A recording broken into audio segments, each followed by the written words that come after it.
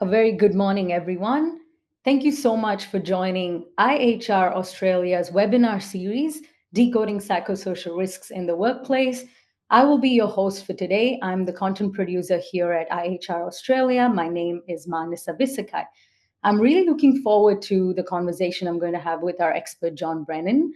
But before we get into that, I did want to highlight that we will be talking about some low cost, high impact employee reward and recognition options today. But before we get into it, can I please request the team to put up our poll question on the screen, please? And as you all are coming in, please take a moment to read the question. We are talking about annual bonuses. I'm assuming that most organizations have annual bonus options or schemes in their workplace, but we want to know what other options have you got to boost productivity and improve engagement in your organization. So please take a moment and respond to the poll question. Quickly touch on a couple of things.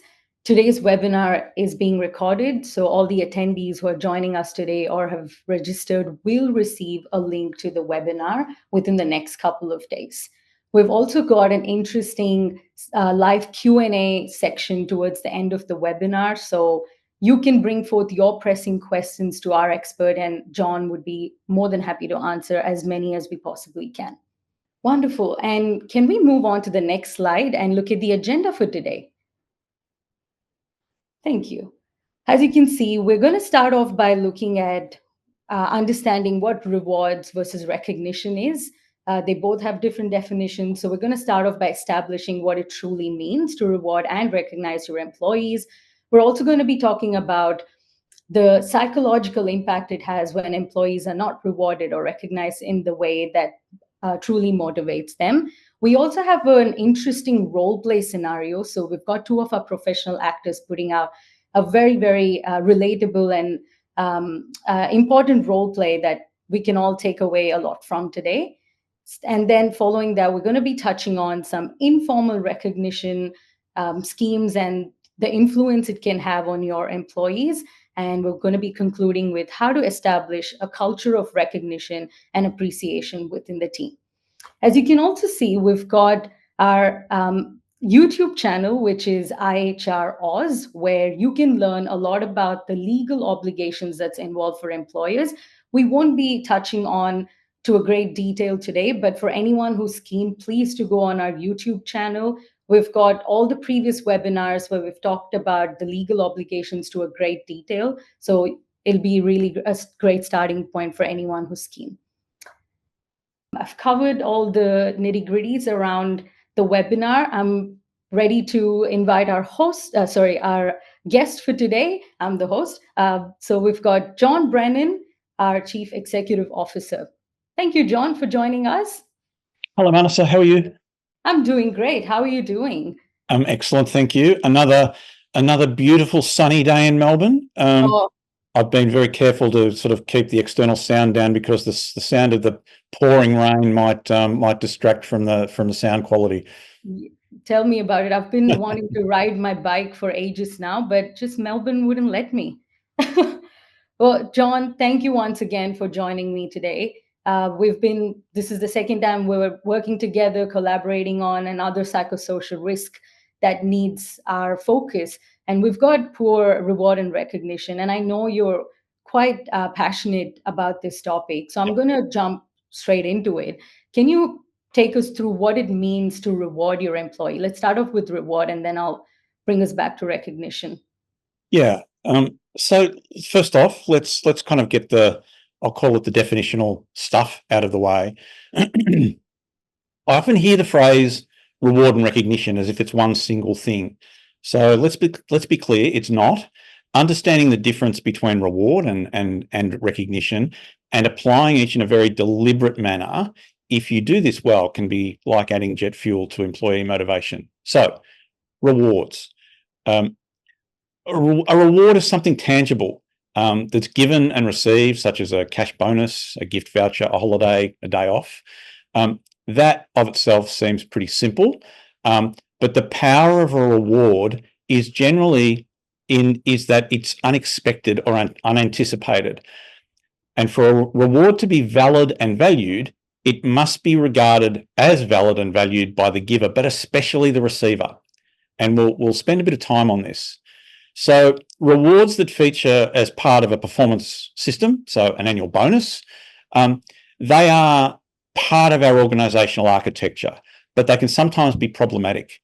A reward is triggered. So, for example, a reward that's triggered once a year, say at a set time, is generally of little motivational value throughout the rest of the year. Now, that's not an absolute statement, that's a generalisation, as there are some people, a small percentage, who are genuinely motivated. What's the date today? The 20th of August. There are some people who are genuinely motivated to perform as best as they possibly can today on the 20th of August, knowing that the financial reward doesn't fall due until the first week in July next year, 11 months away. But those people are the exception rather than the majority. And it also holds true that putting a dollar value on a financial reward has really varying motivational value from person to person. So, I'll give a simple example. An employee who's on $70,000 and has a qualification for a bonus of 1% at the end of the year, say a $700 gross bonus before tax, that person might be over the moon when they receive that because it makes such a difference into their lives in the moment that it's received. But the employee sitting at the very next desk, on the other hand, may receive no motivational spike from exactly the same reward. In fact, for some employees, the very system stimulates them to be demotivated. Now, that said, everyone has a tipping point. So think about your own remuneration. I'd suggest to everyone listening here that whatever your annual salary is, if you were to achieve certain targets during the year and your company was to double your take-home pay by means of a bonus, then most of us would be hugely motivated with something like that. So there's a psychological crossover point for almost all of us where it doesn't have a lot of motivational value to it having an extraordinary motivational value throughout the year. The trouble, of course, is that crossover point is different for all of us. And to come back to the first point, the research is very clear that the very best rewards remain those which are unanticipated. We didn't expect it, so when it's offered, the positive impact is greatly enhanced. Thanks, John. And if we have to talk about recognition, do you still have the same opinion that it's different for different employees, like they take it in the different sense? Yeah, so recognition, on the other hand, involves no tangible exchange of anything. It's a statement of appreciation from one person to another. It's the moment that your peer, but especially your manager, stops by or to privately or publicly express their gratitude for something specific that you've done. And we'll unpack the differences between public recognition programs and private recognition later. But the magic of expressing recognition is that it confirms in the mind of the receiver that somebody's been watching what I've been doing. That person was taking notice of what I've done, and it stirred a positive emotion within them. And they're now expressing this. That might sound a little clinical when I lay it out like that, but that's exactly what's happening psychologically when an important recognition moment occurs. And done well and regularly and with authenticity, it's as powerful or more powerful than reward programs. And the bonus is it's free. Well said, John. And as you know, SafeWork has, at the end of the day, identified the lack of recognition or reward schemes in the workplace to pose a psychosocial risk to employees. So now that we've established what it means, or just put out the definition, can we explore a bit about what psychological impacts can it have on employees when their contributions are not valued? Yeah, this is a really important question, and how I'd approach this is to say that a lack of reward or recognition per se, or schemes and systems, they can become a psychosocial risk. It doesn't mean that they are a psychosocial risk, a psychosocial hazard. They can be a risk, and it can become a hazard if, in its absence, the environment comprises of what I call deficit moments. That is, the cultural behaviours in the workplace seem to only ever focus on the negative. Bosses are walking around focusing on what's gone wrong.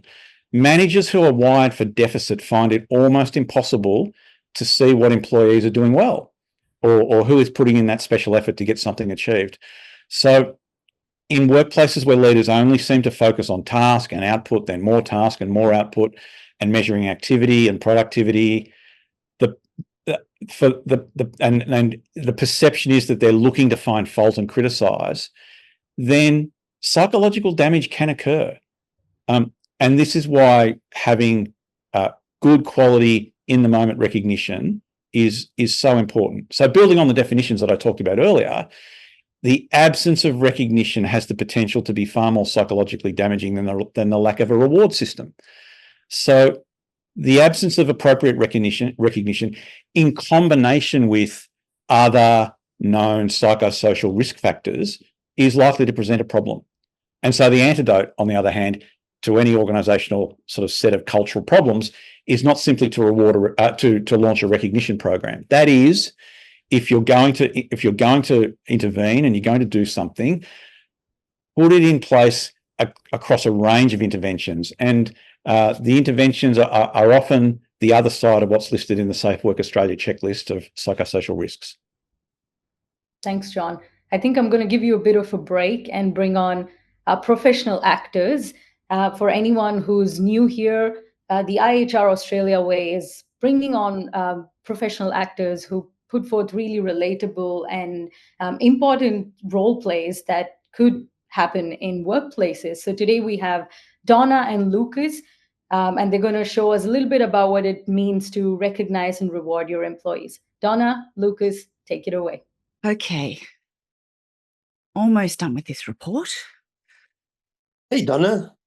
How's the report coming? Do you need anything else from me? Oh, hey, Luke. Look, I'm almost done. Look, I'll proofread it and send it to the client first thing tomorrow. Look, I'm sorry I'm a bit behind. Sorry. Come on, Donna. I really appreciate the work you've been doing lately, and of course, for helping with the project as well. So I wanted to offer you a day off next month when things are quieting down. And so as a token of appreciation. Oh my God. Wow. Gold class tickets. Well, I know you enjoy the movies. Oh, wow. I'm lost for words. This is so thoughtful. Yeah, about the day off. Will it come out of my annual leave? Oh, no. It's paid off time. Oh, thank you so much. Like, can I get back to you on like what day works best for me? Yeah, of course. Let me know when when you can, and I will approve it. Okay. Thank you for all the great work. Thanks, Luke. John, I'm going to come in real quick and ask you about that reward that Lucas gave Donna.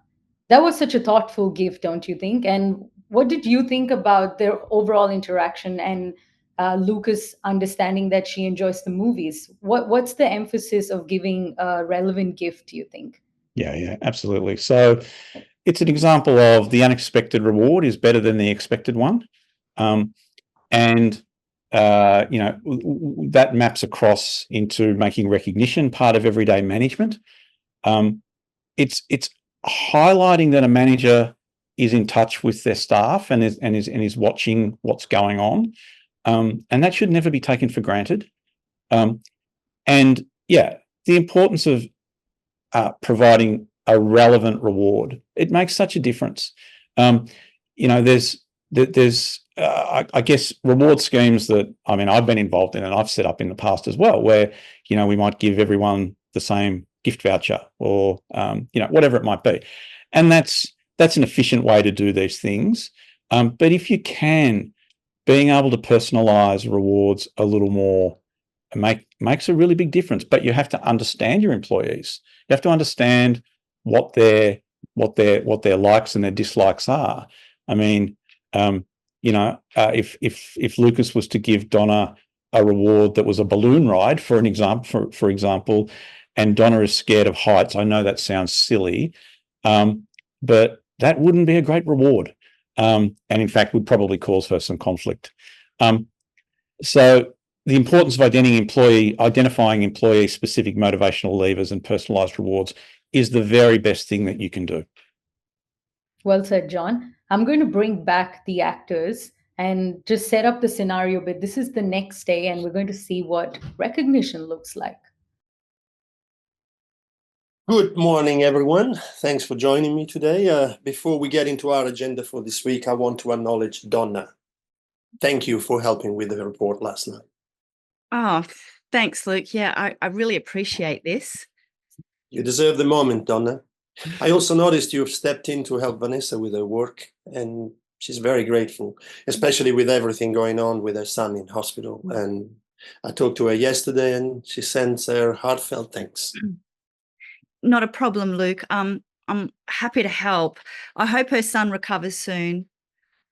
Thanks, Donna. Thank you, Lucas. Thank you, Donna. Back to you, John. How impactful do you think that experience was for Donna? So the couple of important things here, and thanks to our actors, the examples were subtle, but they're also powerful. So Lucas mentioned something about a child being in hospital. So recognizing that Donna's doing additional work to cover for a team member who's really struggling. It's an incredibly powerful thing to do. So an example like that becomes really important because it identifies that the team are connected to each other, the team are willing to do things for each other. So think about an example like that.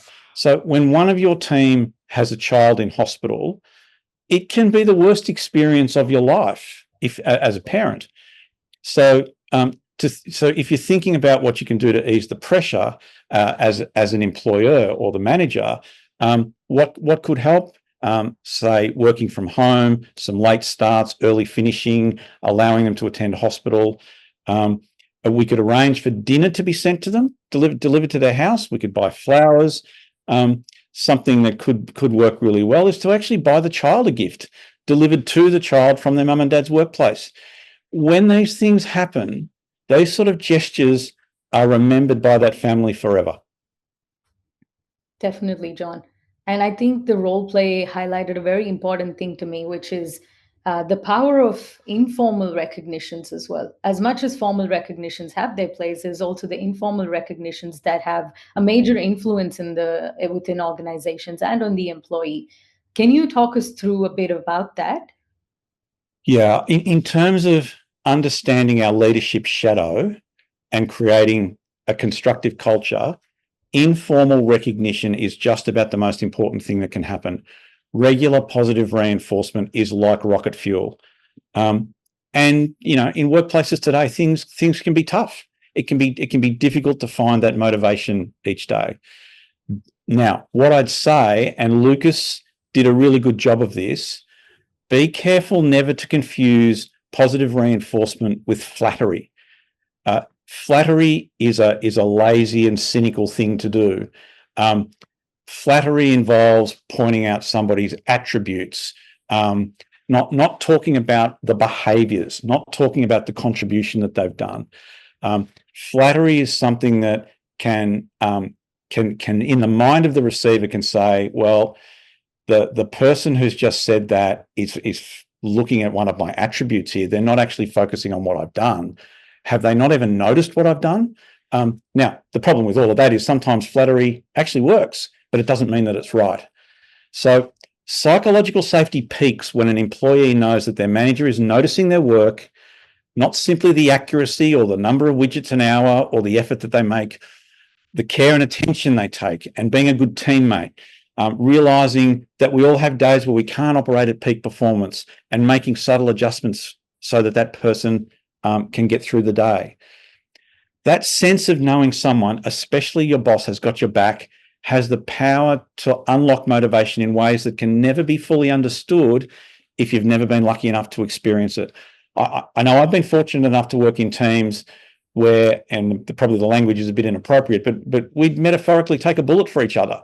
We would do anything we could to make sure that the rest of the team were okay. We would cover for them. We would make sure that the work got done. And that creates a closeness and a cross-team motivation that's really hard to replicate.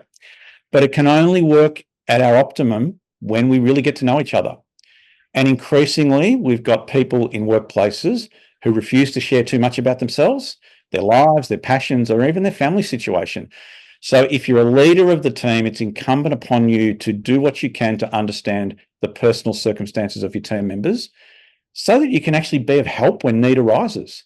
Again, that might sound really simple, but too often we bump into, at IHR Australia, examples where there's interpersonal conflict within the workplace because people just have not understood each other. They don't understand the circumstances of each other enough anymore. Something that we might have taken for granted at one point, but should never be taken for granted anymore. Thanks, John. Thank you for bringing that up. And I'm going to do a bit of a shift in the focus here. And we talked about recognitions. And in the very beginning, we kicked off with a poll that asked people about annual bonuses. And now I don't want to dismiss annual bonuses. They do play a very important role in the organization. But I do want to understand from you, do they have long-term influence? What are your thoughts on this? Yeah. So annual bonuses are absolutely critical. And as I think I said at the start, they're part of the organizational infrastructure of workplaces. They have their place. If you work in sales, then a bonus scheme is particularly important. Now, that said, you should never consider a cash-based bonus scheme if high engagement is the goal. If engagement is your goal, save the money, work on recognition. You might consider, as an example, retaining the money in a central pool and providing unexpected cash rewards along the way. But again, with every one of these suggestions, there's a shadow side. So unexpected cash rewards along the way are something that you'd only do if you have the leadership maturity to deal with the inevitable internal competition that results when something like that happens. So with all of these things, we want to stimulate the right behaviors. So if a company only focuses on end outcomes, that is sales targets, and a bonus at the end for hitting sales targets, then expect all manner of unpredictable behaviors to occur along the way. Thanks, John. And I think I want to do a quick little activity with you and bring back that poll so we can see what the results look like. So did you want to take a quick look at the poll and give us your thoughts on this? Yeah, so it's interesting. Professional development, training, certifications, etc. Pretty common. And I'm sure many people watching will have ticked multiple boxes if they could have. So two things. Well, one thing in particular jumps out at me because of the because of the results of the poll. Don't confuse professional development and training that is critical for somebody to do their job with a reward. So again, I've seen this. It's not uncommon, but if attendance at a training course is something that is only considered to be a reward, but it's critical for that person to be able to do their job effectively, then you're sending some really unfortunate messages. Now, most people don't get that wrong. They get that right. But there are certain types of training or professional development opportunities. Sometimes they cost a bit more. Sometimes they require a real investment from the organization. And employees understand that. So people generally understand that those things are genuine rewards. And if you've been lucky enough to be the recipient of one of those, then you'll fully appreciate what that means. The other point I'd make, and we deliberately didn't put this into the options for people to choose because we didn't want to set anything up that we ought not, is don't be misled, or don't make the mistake of considering aspects of work that should be part of the organizational industrial landscape as rewards and recognition. As a reward. I shouldn't say recognition, as a reward. So if you say that working from home, as an example, or workplace flexibility is some kind of reward, then you're on a very slippery slope. That whole conversation and its support within the industrial relations landscape of Australia, the workplace relations landscape, means that it should never be considered as a reward for someone to be able to work remotely.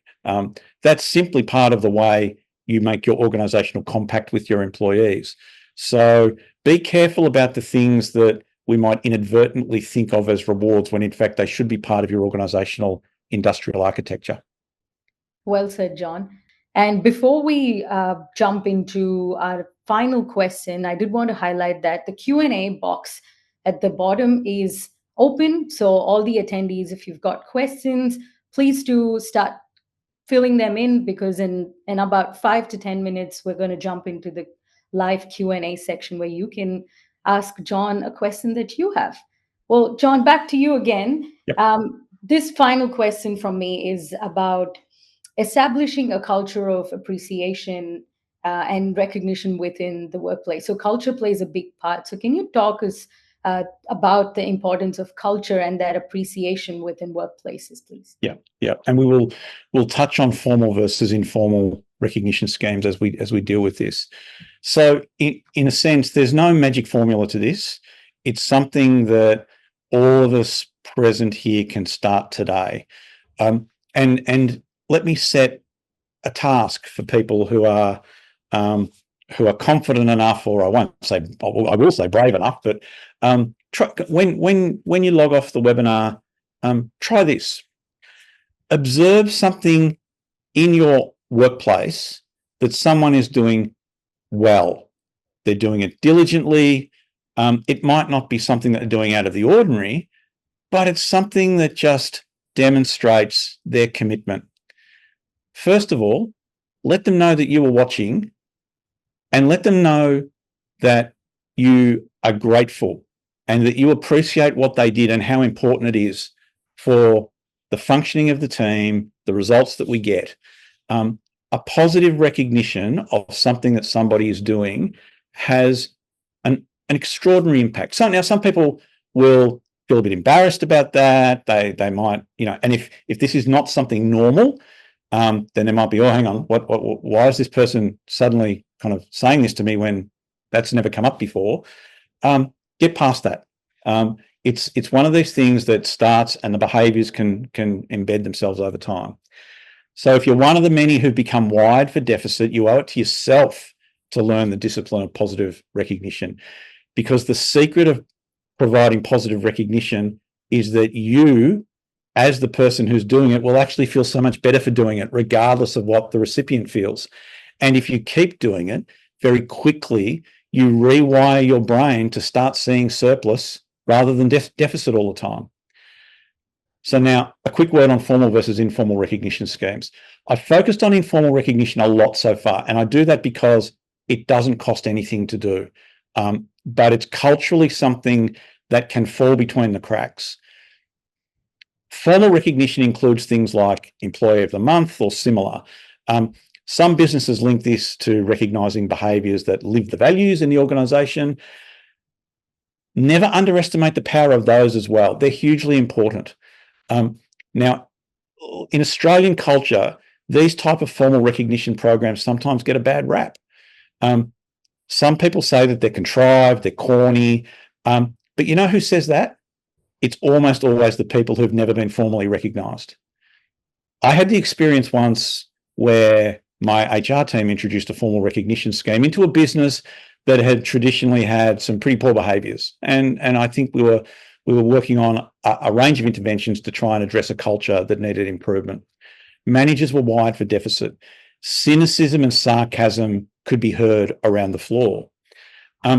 So what we did when we brought the system in, we asked staff to nominate their peers, and we linked it to the values. Now, from memory, this was a few years ago, we only received 2 or 3 nominations for the first month that we did this. So we accepted them all. And within each nomination, there was an example was highlighted with commentary that we read out when we made the formal recognition from their peers. So the day of the first recognition ceremony, we put on afternoon tea. Not unusually, everyone turned up, they filled their plates, they had a lovely afternoon tea. Then I introduced the first awardees. Now, someone at the back of the room, anonymously but loudly, yelled out, "For God's sake, they're just doing their job." That was a real moment of truth. I pushed on, I ignored it, and we called out the recipients, and they were slightly embarrassed. It was putting everyone out of their comfort zone. Now, fast forward 12 months later, this system was still in place. Every month now, in this smallish organisation, we were receiving 8 to 12 nominations. The stories were wonderful. We asked nominators to speak rather than me or someone else to speak. They spoke directly to their nominations. It was a classic peer-to-peer recognition system, and it was very formal. So that is hearing stories from the people directly impacted, created in addition to putting other processes in place to address culture, a really seismic shift. There were no longer any anonymous people at the back of the room expressing cynicism. So the message around particularly formal recognition systems is that they do work, but you need to demonstrate your discipline and your persistence. Keep at it and create new habits. Thanks, John. And that brings us to an end of the questions that I have for you today. But we're not done yet. We're moving on to the live Q&A section of our webinar today. We've already got some interesting questions in the Q&A box, but before that, I do want to prioritize our attendees who have submitted a question prior in the registration form. So, John, are you ready for this rapid fire round? Let's go. Okay, I'm going to start off with this question. This is a really interesting one. What have been the most popular non-monetary reward incentives?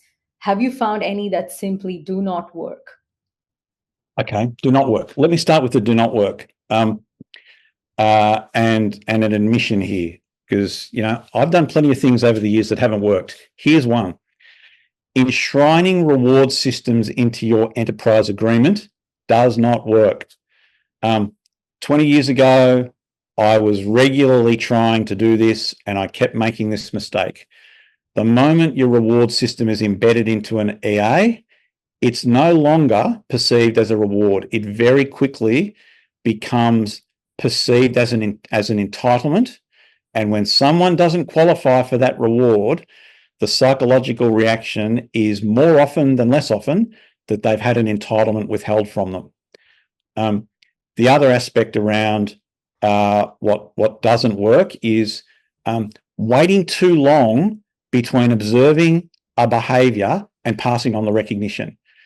The most powerful moments of recognition happen when the distance between the behaviour and providing that recognition is as short as possible. If you wait too long, it's very possible that the person who was doing that thing that you really wanted to recognise has moved on and they're doing something different. They might even be goofing off now. And so if you go back and recognise something that happened too long ago, it can cause real confusion for the person. Thanks, John. The next question here is, this person is saying, my focus is on customer service employees who work rotating rosters. Yep. What sort of reward and recognition works in this type of scenario? It's the same, but the first thing that comes to mind is highlighting, whether it's reward or recognition, that particularly with rotating rosters and shift workers, that there are often moments of magic that occur that are hidden from a lot of people. So when a shift worker does something that makes life easier for the next person taking over from them, that they didn't necessarily need to do, those thoughtful acts, sometimes when they happen late at night, particularly when management's not around, they can be missed. They can be missed and ultimately ignored. So it's less about the system of reward and recognition that you put in place, but paying attention to ensuring that reward and recognition moments are not simply those that happen when senior management gets to see them. too often shift workers can feel forgotten, and they can actually be forgotten in these systems. Thanks, John. And I did want to bring up this attendee's comment here about how they got positive feedback from their staff. And it comes back to what you mentioned about paying attention to your employees. So they said, our internal recognition program to ask someone what someone has done over and above to improve workplace culture or about their performance. She's added all the nominations to a collage poster and put up in the office. And they received so much positive feedback from staff for doing that. So I think it comes back to what you said. That's fantastic. It really is. So what I'd say in support of that is often as HR teams or senior teams, we start to think about these things when things aren't going well.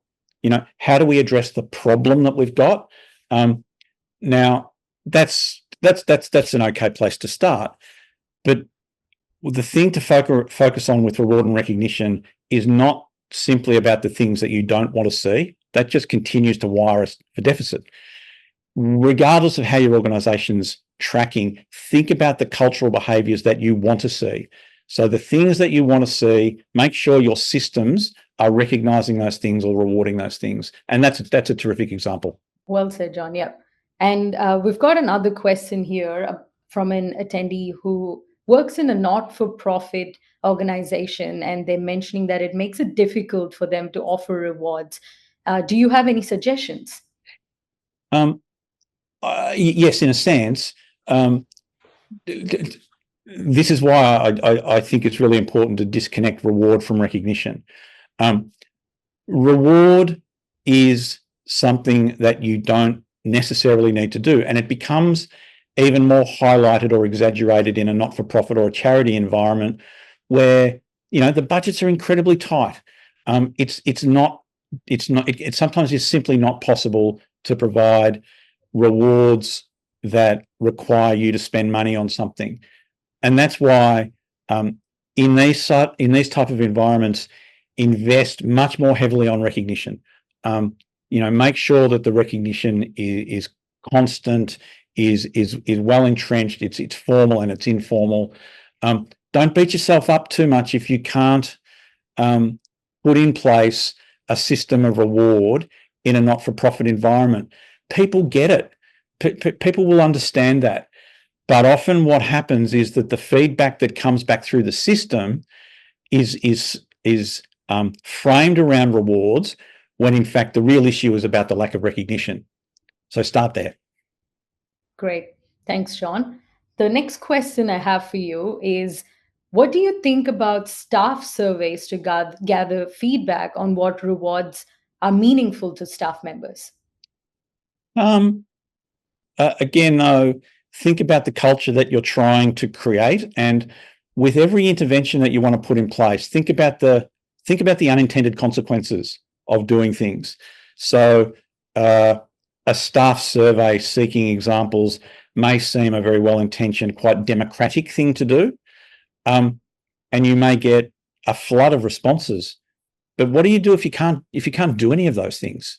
If you can do those things, you can link the response directly to, and these people said that this was important, and so we hear you, and now we're responding. But don't unintentionally walk into something that you then can't walk out of. So I say, in terms of setting the culture that you want, including reward and recognition, start at the top. Your senior team needs to think about the culture it wants. And as HR professionals, we can inform that senior team around how we go about doing that. I'd always say the survey can be helpful, but be careful, because if you can't then affirm what has come up in the survey, then you could end up further back than when you started. And what I'm seeing here in the Q&A box is we've got back-to-back questions about people talking about rewarding and recognizing these employees in sort of operational roles, like being an aged care worker. So one of them said, we really want to recognize our care workers, but they're all in different locations and we can't come together for a ceremony. Or many times we don't really know what they're achieving because they're out and about on their own. What are some meaningful reward and recognition programs in such scenarios? I don't want to be unkind about the way that question is framed, but the way that it's put actually gives me the information that I think we need to focus on. If we don't know what they're doing because they're out and about, perhaps in the community, and we don't see the behaviours, that's the problem. That's the problem in the first place.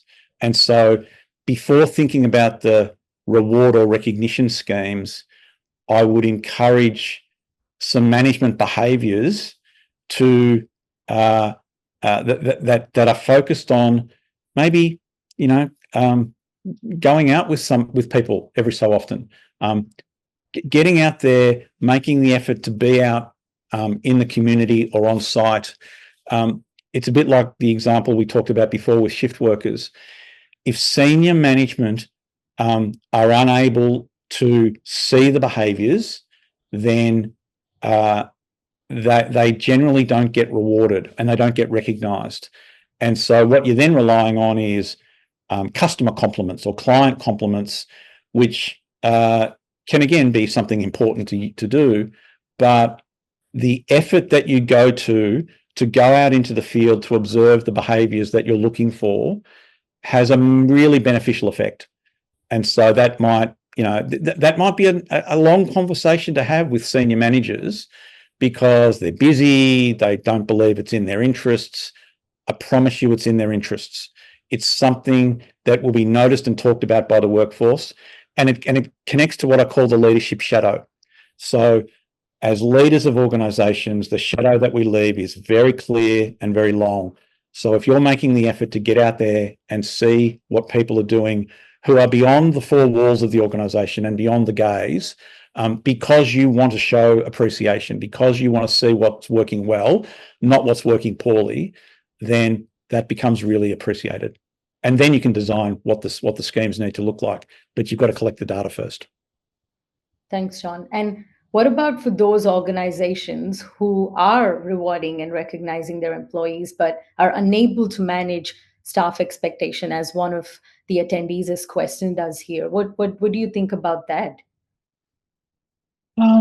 I would say, and it's actually connected to some questions that I've seen come in also just before the webinar started.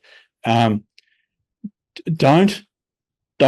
be led as an organisation.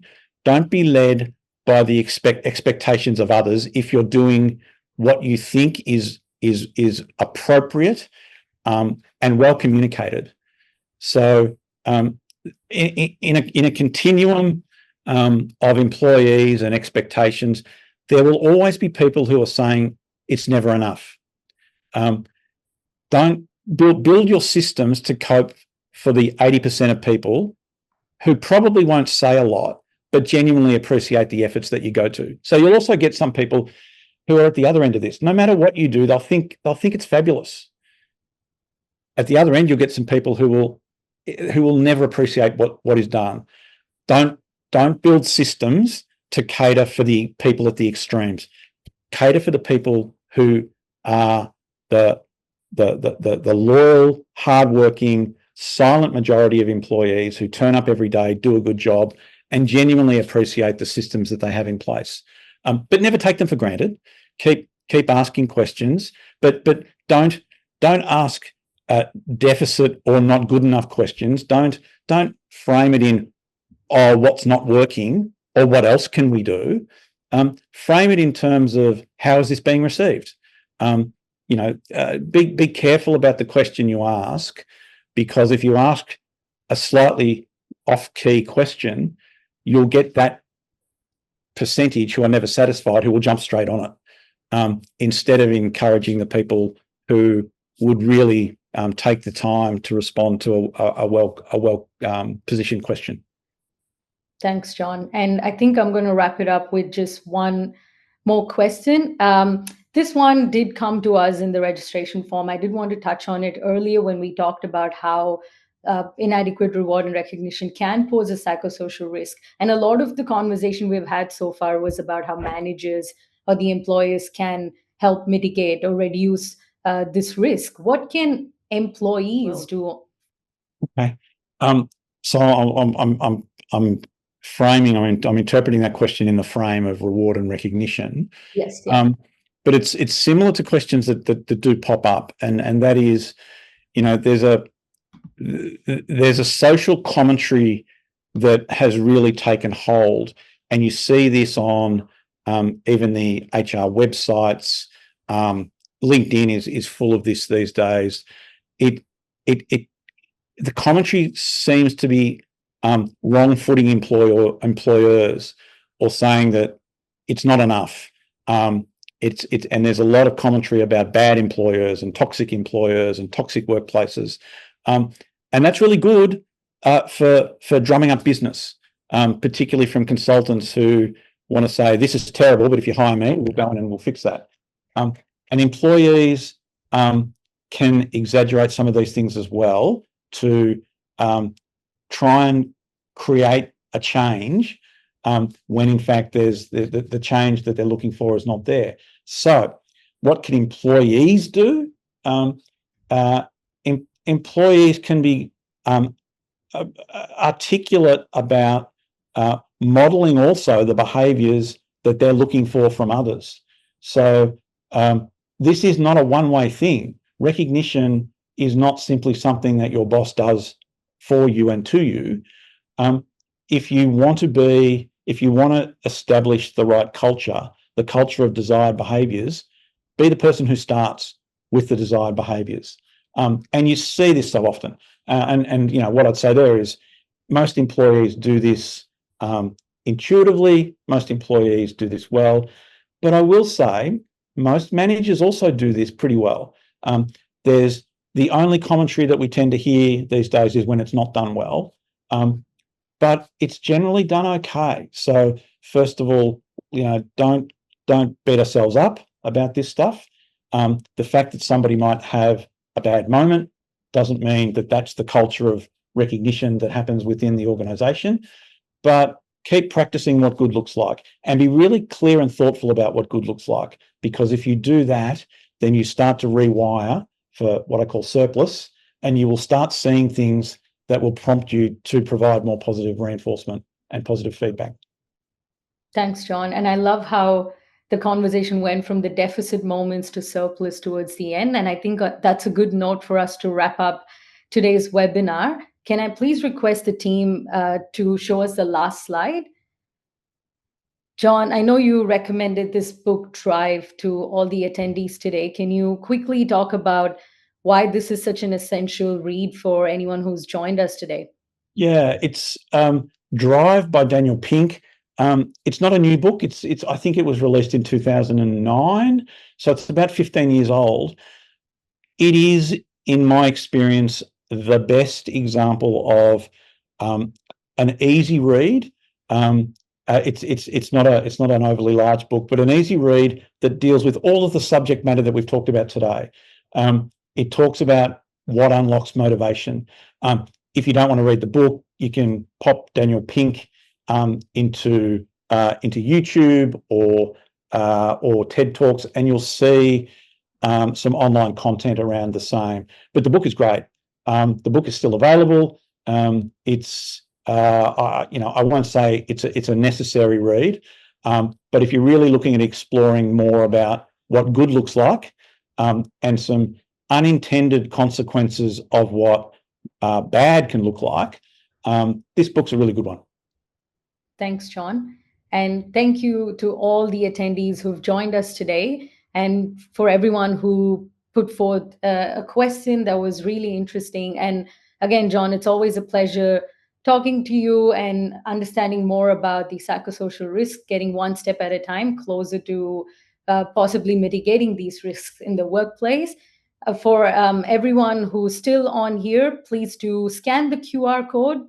It takes you to a short survey where you can tell us about your webinar experience. We're always trying to improve what we put out there for our audience. So please, any feedback is going to be highly valued by us. In saying that, the next webinar topic will be announced in the email that we will be sending out with the webinar recording. So keep an eye out on your inbox. On that note, thanks once again, John. Thank you to our wonderful actors, Donna and Lucas, who've jumped off, but special thanks to them and to the team in the background who's been really tech savvy and helping us out from the get-go. And thanks to myself, that was a really great session. I shall see you all next month. Until then, signing off. Thank you, Manasa. Well done. And bye all. Thanks, John.